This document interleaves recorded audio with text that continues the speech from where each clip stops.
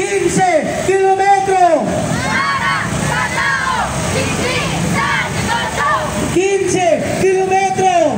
Para sa tao, hindi sa negosyo. Rito sa Korte Suprema na kung saan ay sama-sama nating igigil at ipaglalaban ang ating karapatan sa 15 kilometro municipal fishing waters. Dapat ilayo sa 50 kilometer yung mga permission commercial fishing na yan. Napakadami na lang sinisira.